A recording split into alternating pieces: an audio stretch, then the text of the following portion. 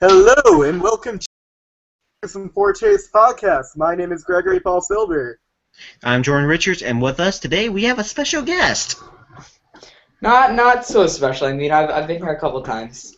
Well, we haven't seen you in such a long time, though. I know. And now he is a man. Yes, I was just recently bar mitzvahed. It was crazy. It was a lot of fun. Mazel tov. Thank you. Okay, what are we gonna be talking about today? Oh, well, great. let's start with the indie comic of the week, shall we? All right. This week we discussed Southern Bastards. First of all, what did you guys think before we read? Were you guys excited about it? I was very Before I excited. actually read it, I was super excited. When I read it, I liked it, but we'll go into that later. But I was very excited. I love Jason Aaron. I love Jason Latour, and I love what they did, or what he did with Scalped, and I thought this was going to be a lot like it. So I was generally excited. Well, I was pretty much the same way. Absolutely love Scalp, and when I first heard of him making another series, this one became my most anticipated comic from Image this entire year. Yeah, I was definitely looking forward to it. I, unlike two of you, have not read Scalped yet, but I've read a good portion of Jason Aaron's work. I liked his stuff on Thor: God of Thunder. I've read most of his Wolverine and the X-Men run. I also read this Vertigo work that he did called The Other Side, which was really good. And I was actually really, one of the things that I was looking forward to was him really going full on with his role as kind of a Southern writer.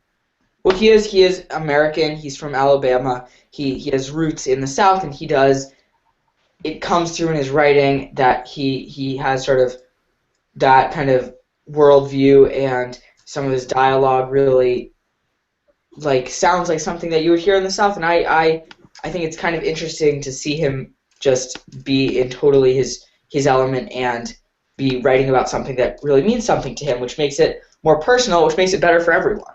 And so I think it's really cool that he's doing this. Indeed. Have any of you spent a significant amount of time in the South? Because I have not. I have never. I've only been to Florida. I don't think that's considered a deep, deep South. There are parts of Florida. I wouldn't consider the parts of Florida I've been to Deep South, though. Yeah, I've mostly been with just Orlando and Tampa. Right. I've been to Sanibel. I noted in my review, I gave it a 9.0. That I kind of felt like it felt very authentic to me. I haven't been to the South. I'm not a Southerner. I've spent pretty much my entire life in New Jersey with very few kind of travels to other states. But I felt like this was coming from a real Southern writer. I felt like I was living there.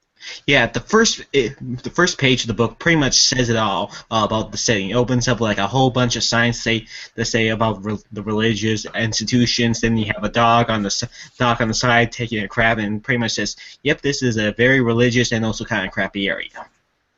Yeah. Well, I think his style is really cool because it's not only just gritty, but it's also kind of stylized, like those kind of. You're referring to Jason Latour? Exactly. The reds and some of the stippling. I really thought the artwork was definitely the strongest part of it. And even if we only get a tiny little look into this guy's life, it's been a really cool artistically look.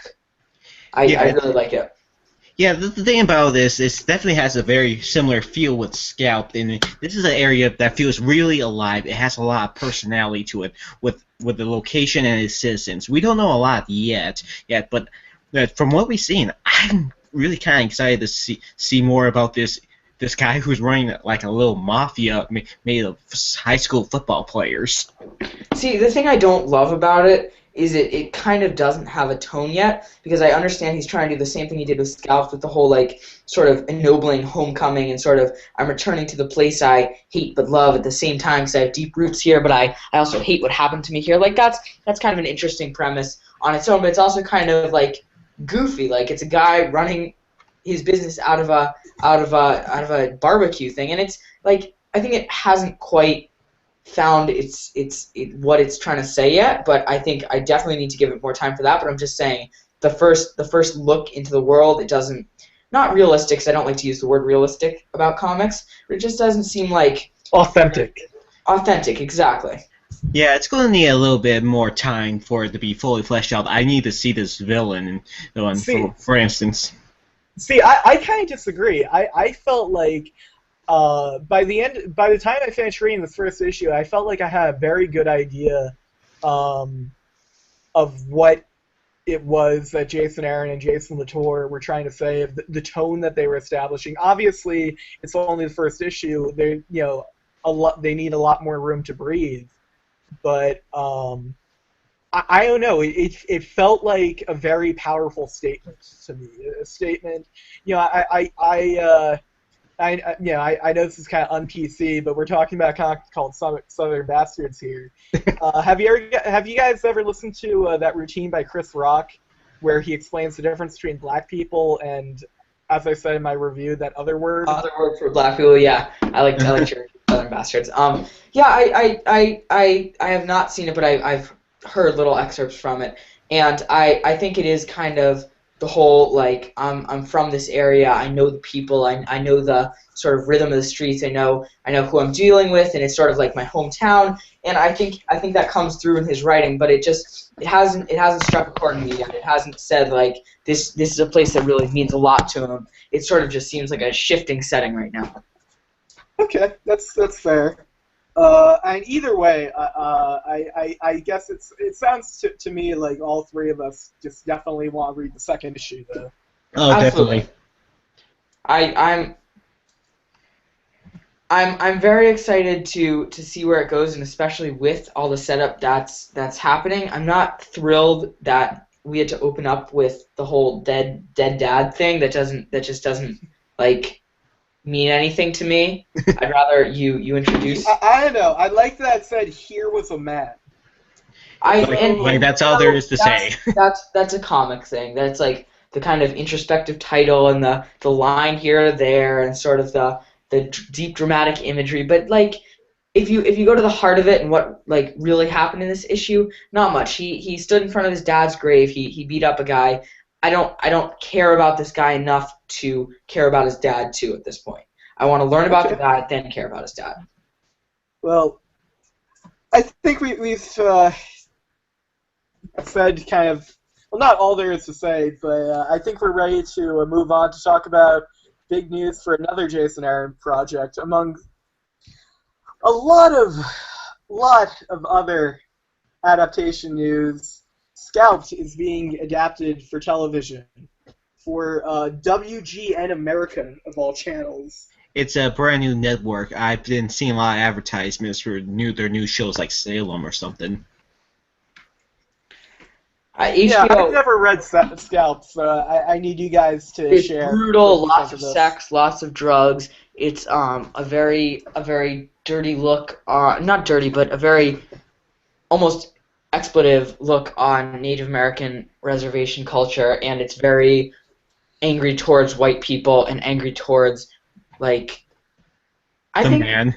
Yeah, just the white man in general, and it's a very powerful story, but there is, like, I just read a scene where a guy gets his left eyeball taken out. No reason. He's a bad guy, but just it's pretty gruesome. I think there's just no way they could do this justice with regular cable. They need HBO, they need Showtime, they need Cinemax to do a series like this.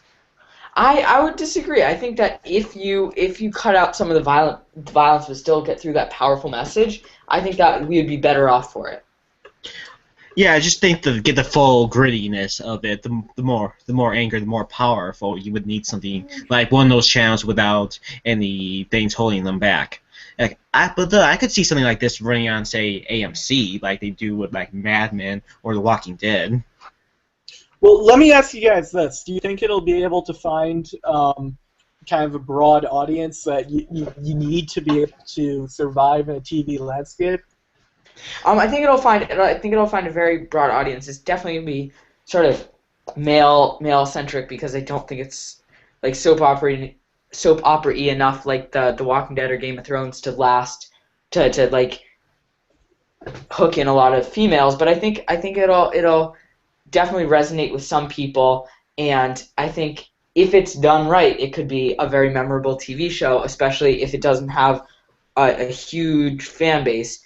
If it just sort of if a core group of people like it and it's really loved. And I think that's the best thing that could happen to it. Not it goes worldwide huge, but that just it's loved by a bunch of people, and it's just a fun TV show. Like I think it'll do pretty well. I think you'll do.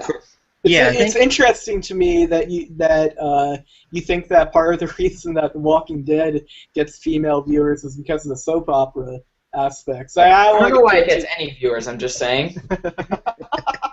It is one of the worst TV shows I've ever seen. All the quality went into the video games.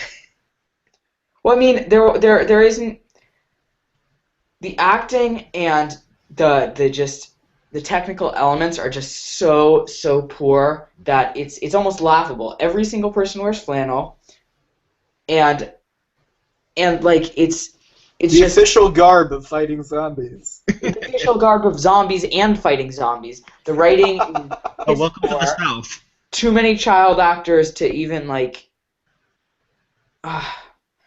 Well, this is a whole nother. Yeah, it's a whole nother topic we can get into, but yeah, I'm generally excited. I think Scalp could definitely capture an audience. It's already got a very good writer lined up to do the pilot episode. The guy who writes Banshee. What's the name? Banshee. It's a Cinemax show. It's extremely popular. It's a big crime drama and stuff. I think. Yeah, my dad's into it. Yeah, I think a good writer behind it. I think this is a show that could really catch on. Okay. Do you guys? What about some of the other announcements for TV shows that came out recently? Ronin, Letter 44, Pax Romana, and Clone. I haven't read Clone, and I think it's a little bit too soon for Letter 46 since it came out like October. Or I think maybe. Like you said, like before we discussed, maybe they're just doing this right now to get the rights, but it seems a little bit too early in the game for that comic. I think it's never too early in the game to tell a story. I think it's if you have a story that you wanna carry, then by all means carry it. You don't need to rely on the comics for everything. I'm sure there are TV writers out there who are just as good as Charles Soule, and if they do justice to his work originally, then they can take off in a whole new direction, and then it'll be an awesome experience for people who've both read the comics and seen the show, because then you'll be getting two different stories about characters you love and situations you love, and I think that's a really fun thing. I just haven't seen this rarely done right. The only time I've ever seen in something where the adapted material goes in a completely different direction and adaptation was Full Metal Alchemist, but that's it. All I can think of. Well, either way, obviously at this point it's all just speculation, but it's exciting. I think that comics are branching out like this. I can only hope that this brings more people into reading actual comics. Right. I think there's a misconception that because these superhero movies are more popular, that more people are reading superhero comic books, and that's not necessarily the case. Well, it is the case, but it's not that the permanent superhero base. are the only ones out there. Right. Like I'm sure the Avengers. Marvel did so many more Avengers books after the Avengers movie hit, but like people read them. People just guzzle them. Yeah, but I still like you look at some of the statistics though. The numbers haven't changed that dramatically. But that's a whole nother discussion though, because speaking of things getting adapted, moving from TV to movies. The Justice League movie was officially announced, being directed once again by Zack Snyder. I hate him. Zack Snyder is one of TV's worst directors, screenplay. The Man of Steel. I really cannot express my hatred for Zack Snyder. He is a hack. He is too stylistic for his own good, and he doesn't know how to tell a story. So that's my opinion on Zack Snyder. Well, it's being written by David S. Goyer. Who's very hit or miss? I have a very mixed relationship with him because at the same time, he also co-wrote the Dark Knight movies. The thing is, he was co-writing with Jonathan and Christopher Nolan. So, And Goyer also wrote the JLL run with Jeff Johns like a long time ago. So he is a good writer, but he can be very hit or miss. Yeah, I don't know. I really didn't like the Dark Knight movies, and I hate Zack Snyder, so it doesn't really seem like this one's gonna be a winner for me. But I one of the things in my bar mitzvah speech that the rabbi talked about is I read comics and I love writing about comics, and this is something I'm passionate about. But I also have I started boycotting DC a couple months ago, and it's just important for me to have like not a moral compass on this, but I need to look at what people are doing, and I don't like DC at all, and I don't like their policies, and I don't like how they treat authors, so I sort of stopped caring about DC, and I don't know, it's hard to get worked up for a company that's homophobic and fires creative authors.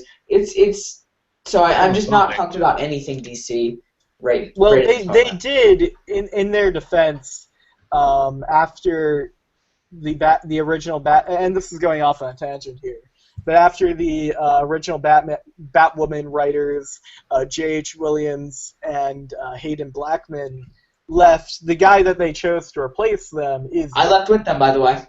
What? I left with them. When they left but I'm just saying that in DC's defense, and believe me, like I completely understand where you're getting at, but just playing devil's advocate here, in their defense, they did hire a gay guy to be the new writer, which is it's Mark Andrio, who's had a long run working with DC. He wrote Manhunter, which is a pretty dang good comic, and he's still keeping up with Batwoman and I forget her name, being still engaged. They're going to still get married. Oh, really? Yeah. I thought they canceled that. Oh no. If anything, from what I could tell, they're just delaying it. To have part in Batman Eternal, if I had to guess. But it's still on. It's still happening. Okay. I mean that sort of makes me wonder, but I still don't like them. I still don't like the fact that the creative team walked. That just seems like something it doesn't sit with me that the creative team just went away from their brainchild and the book that they were just loving writing. I don't buy that there's not more behind that. And that's fair, but obviously I think all I'm saying is while I think DC has been in the wrong, for a few things in the past few years, I don't think they're homophobic. No, they're not. But again, we're kind of going off on a bit of a tangent here. That's the point of this, Greg. Let's bring this back. We're supposed to talk. Let's bring this back. Right, okay. No, we can keep talking about this then. All right. No, but if you have something to pursue, let's keep going. Okay, let's bring this up to another topic we had in mind. Wolverine. Wait. I just quickly wanted to note that plans are also being made for movies based on Shazam, The Metal Men, 100 Bullets, and Fables, but not Wonder Woman. But yeah. Well, let me comment quickly on each one. I do not get the idea from Metal Men, since that's not a very popular characters team. I can see a Shazam movie coming off. He's pretty good. I do not see the point of doing 100 Bullets or Fables as movies, though. Those are more in line for TV series, if anything. But not everything can go on TV. I mean, I mean, just to get the best experience out of them. The way their stories are told, they could be better done as a TV series than a movie. I guess, but it's. I don't know. There can always be sequels too. Remember that. I know, but like I said, just to get the most out of them. Okay. What else do we have? So I was originally saying, Wolverine, he's going to be dying soon at the end of the year. year or so. Greg, what's going on over there? You okay? I'm just so upset that Wolverine is dying and he's never gonna come back. Well, I love surprised, Wolverine. Greg, because Wolverine is gonna come back. No, it's not, death doesn't work that way, guys. Except in the Ultimate Marvel. Maybe your parents never had that talk with you. I just it's the same thing. I mean, people have said this. It just doesn't happen in comics, but I mean that's sort of the point of superhero comics or any. Greg, what are you doing? What? You're making a lot of noise. Oh, am I? I'm sorry. Yeah, it's all good. Any comics that are coming out of Marvel or DC, don't expect anything to happen. It takes years for anything to happen. If you want things to actually happen, you go to independent. Like it's the genre that we read, and we sort of like we agree to that as we read it. Nothing has happened in Batman for so long. Nothing's gonna stay. There are no consequences in comics. It's just enjoying the ride. You know what I mean? We already know the ending, but it's the journey that makes it so enjoyable. Exactly, but nothing is going to happen in the end, and that's why spoilers in comics really aren't spoilers. Yeah. That's my 2 cents. I think that independent comics are a totally different deal. Like in Scalped, I have no idea what's coming, and I have no idea where it's going to end up. It's it's a more satisfying read, but it's just different. Okay, no, I mean, I do agree that I'm not the type to, for as much as I find it kind of amusing that, like, we all know Wolverine's not really dying. You know, we all knew that Spider-Man was well, technically he's going to die, but when he's coming back is another question. Right, I mean, I give it a year, but that's, the thing is, like, what about Damian Wayne? We were all bitching and moaning about him when he died because we said he would always come back, and where is he? Apparently he's going to be coming back sometime this year, if I can tell by what Peter Tomasi's doing in Batman and Friends or something. You can tell, but can you really? Well, I don't know. I don't know. There's been some one-shots announced as Robin Rising Omega and Robin Rising Alpha. That could mean other Robins, possibly. Yeah, I know, but there's going to be a nothing happens in comics, and titles are always misleading. I don't know. Scalp sounds pretty accurate. I will say. Death of the Family. Let's talk about that one. Death of the Family. That's more of a different kind of death. Misnomer, yeah. It was an interesting death, though. I think if it weren't for the fact that, like, a month later we had a literal death. Well, no. 2 weeks later, not even a month. Oh, really? Yeah. Oh, yeah, I guess that's true. You know, I had a funeral for Damian Wayne. On the internet. They had a requiem for him. No, I had a funeral. I personally hosted a funeral on Google+. That's awesome. Those were some embarrassing days, guys. my blog, all that stuff. Well, do we have a special question for the week? I actually just wanted to ask you guys, in general, what do you think is the best and worst death in comics? For me, what I think was the best death was the death of Batman during Final Crisis and R.I.P. Largely because I think Grant Morrison made it pretty clear from the beginning, like kind of saying to the reader, like, obviously Batman's not going to die. And I love that the way he came back by, traveling through time. That was dumb. It was fun, though. Yeah, not even. I thought Damian Wayne's death was also pretty cool. I think I thought it was poorly led up to, since they kind of make it obvious, like the scene between him and like Wayne going, "Oh man, I always respected you. I always looked up to you." Then blah blah things. It's something like out of a cheesy '80s cop movie where he says, "Oh, I'm only 2 days away from retirement." But like all stories are like that. There are only a handful of stories out there. You can't get that one just felt caught a up little in more it. obvious. I thought Batman Incorporated was a lovely series because by the time Damian Wayne died, I was honest to God, rooting for all of the Bat family because it was such a compelling story. And that's all I was looking for. Like, I wasn't looking for, like, I knew Damien was going to die. That much is obvious. But again, it's the ride that counts. And I think that part was handled so superbly by Grant Morrison. Okay, for me, for my favorite, best death in comics would probably be Peter Parker from the Ultimate Universe. Have you read that story, Death of Spider-Man? I actually started with Ultimate Comics Spider-Man #1 with Miles Morales. Oh, That yeah, was well, that was my starting point. yeah, I read all the way through the trades at the local library, but it was extremely well done because his death actually mattered. He didn't die for some unknown vague reason just because the writers were done with it. He died like a hero. He had like a bullet in him. He stopped like 7 supervillains once he died trying to protect everyone, his family.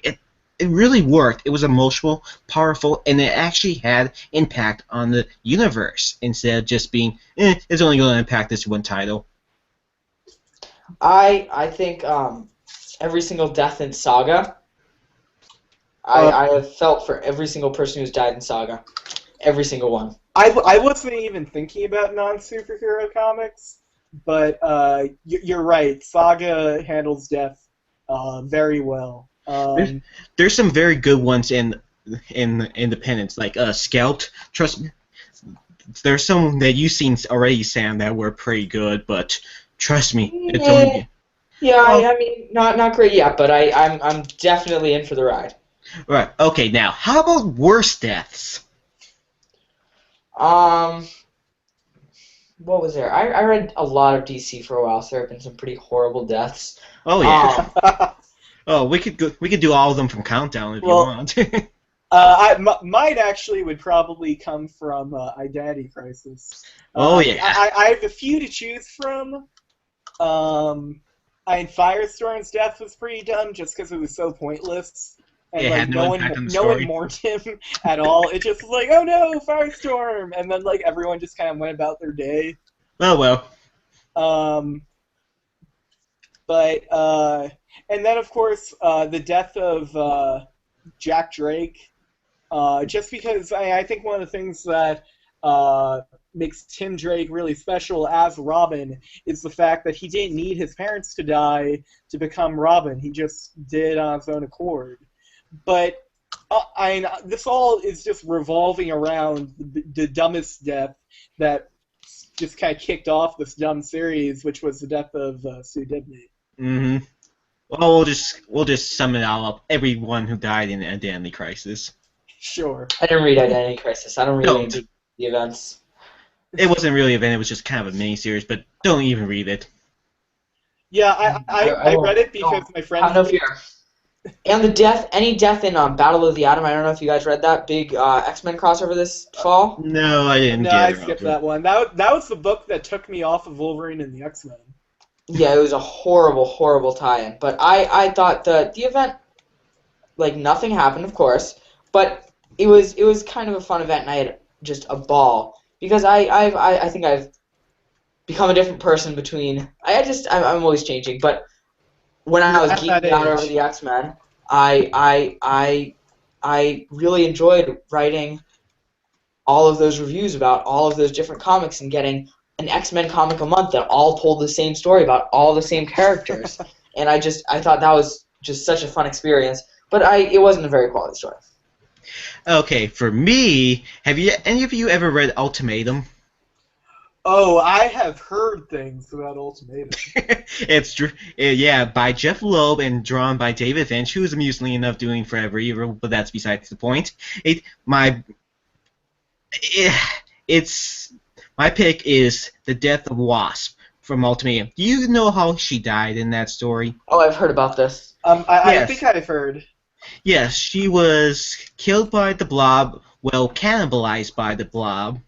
And you get a nice little entire page of him ripping out her guts and eating her.